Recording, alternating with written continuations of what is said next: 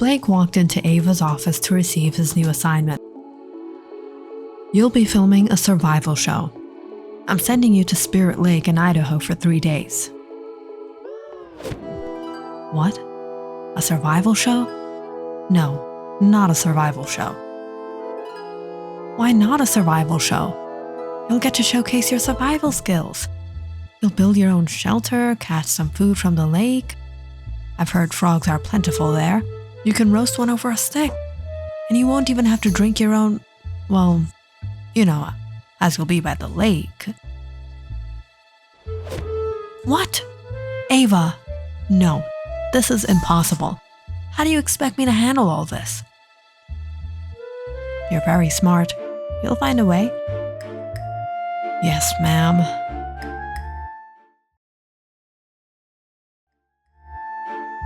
Just as Blake was about to leave, Ava called him back. "Oh, I forgot to mention something." "What is it?" "The lake is haunted." "A haunted lake?" I was reviewing the SA News archives and found a report from a few years ago, before either of us worked here. It was about a couple, Kevin Simmons and his girlfriend Annalise Hayes, who went to Spirit Lake for the weekend. Something strange happened while they were there. Annalise went for a swim in the evening and something seemed to grab her leg. Kevin described it as if the water was pulling her down. He tried to pull her out, but couldn't. They thought maybe her leg was trapped or something, or caught in something. Kevin dove in, but saw nothing. And then Annalise disappeared. And despite the police investigation, her body was never recovered. They concluded it might have been an alligator attack. The locals claimed they had never encountered such a thing. Since Annalise's disappearance, the lake has been considered haunted. I managed to get Kevin Simmons' contact details. He's still desperate to find out what happened. Alright, I'll see what I can do. And maybe one day, you can join me on one of these shoots.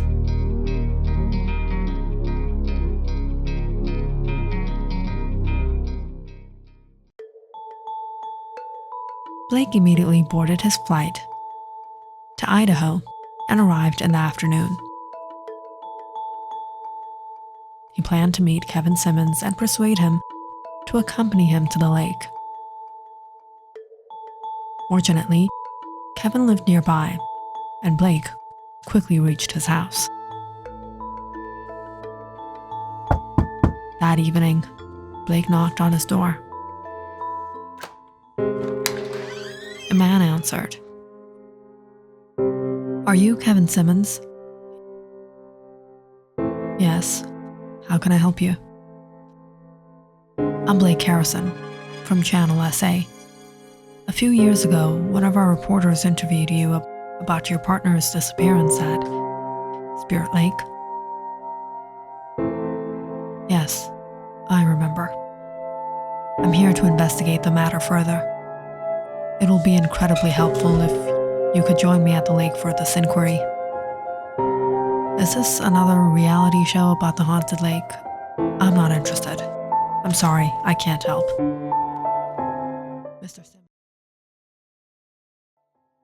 Mr. Simmons, my primary goal in coming all the way from New York City is to uncover the truth behind what happened.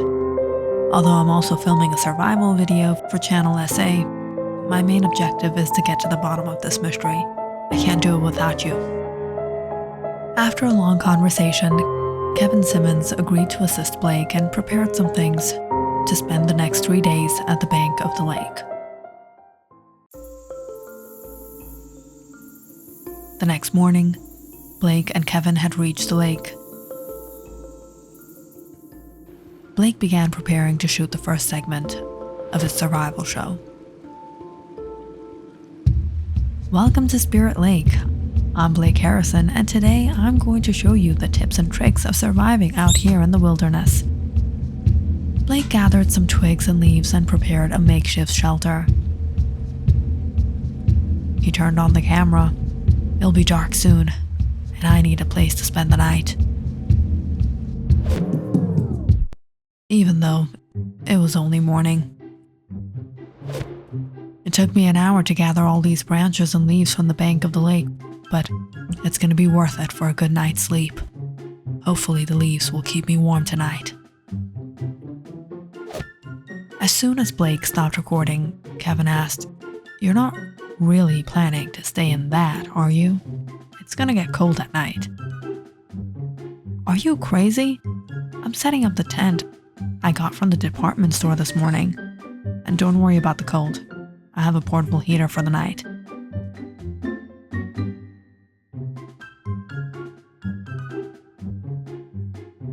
"The real issue will be if we have to go into the water.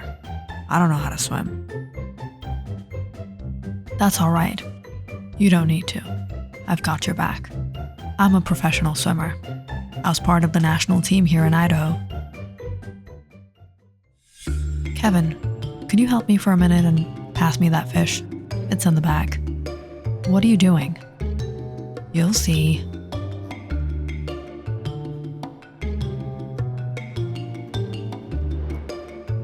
Blake hooked the fish into his fishing rod. "All right, I've got the fish. Now I just need to throw it into the water and pretend I caught it."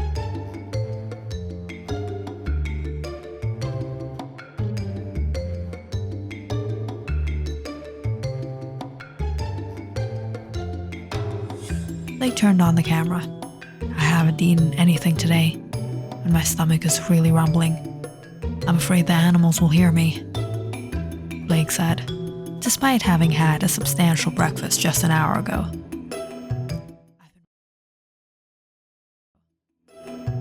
"I've been waiting here for hours trying to catch a fish with no luck. I don't know if I'll have to go to bed hungry tonight." "Wait, I think I felt a tug." Blake pulled on the fishing rod, and voila, there was the fish. What luck! After so long. Finally, dinner will be served tonight.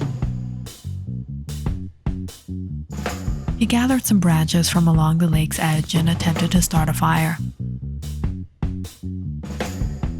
After filming some good footage, he paused the recording, took out his lighter, and ignited the fire. Starting a fire in the wilderness is tough. It's a good thing I went through months of training before coming out here. Now that the fire is going, I don't have to worry about the night. And dinner just got a whole lot easier.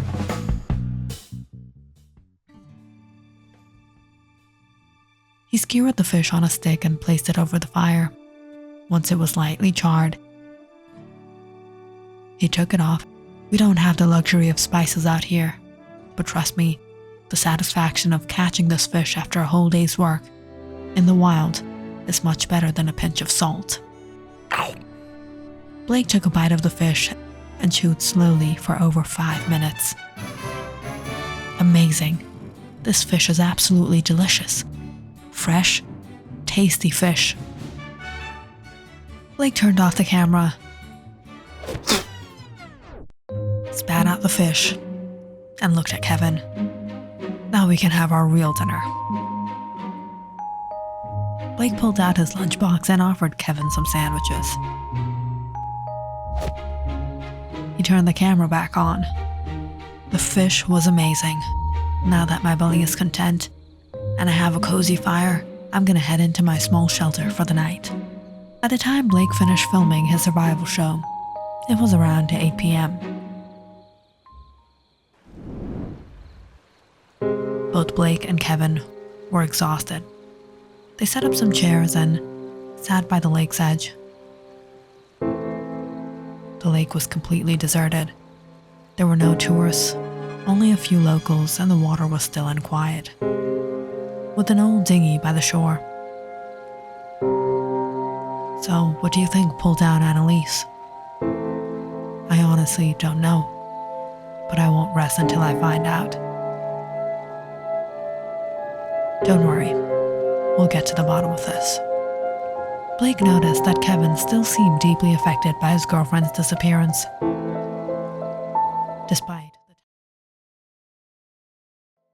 Despite the time that had passed.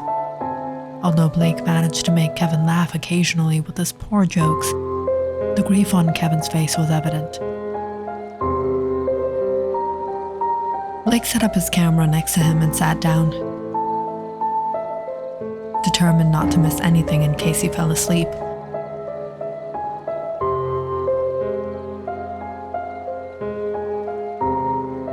Soon, Kevin had gone to bed, and Blake struggled to stay awake. Exhausted from the day's work, he could barely keep his eyes open. In the middle of the night, Blake thought he saw something moving on the lake. His sleepiness made it hard to focus, but he was certain he saw something. The next morning, he reviewed the footage on his camera, but only saw the still waters. Kevin, did you notice anything on the lake last night? No? Why? Nothing. I thought I saw something. The second day passed much like the first. As night fell, Blake was resolute about staying awake to observe the lake. He set up his camera once more and kept a vigilant watch. For the first part of the night, everything seemed normal.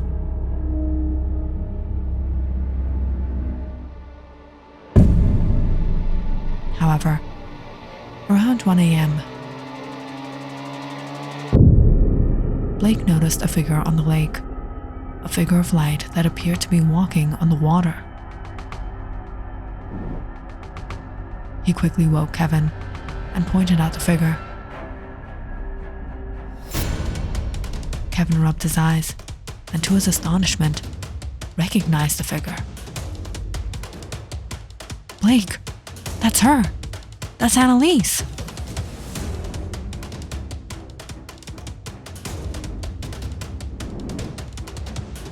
Kevin ran to the dinghy, shouting towards the figure.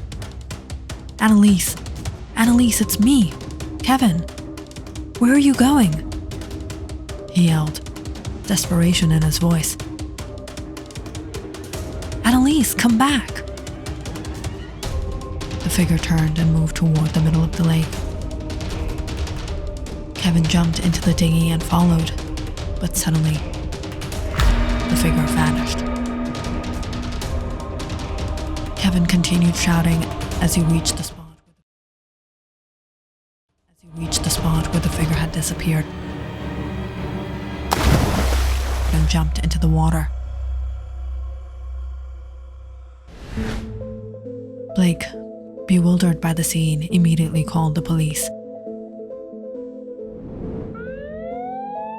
When they arrived, they were able to recover Kevin's body from the lake, yet drowned. Blake showed the police the footage he had recorded. To his shock, the video revealed no figure. Kevin had been shouting and running alone.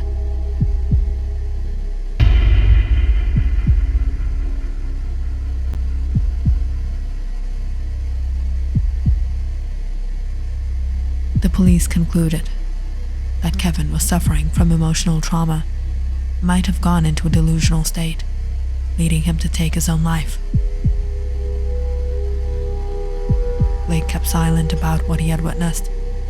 No one would believe him, but he was certain of what he saw.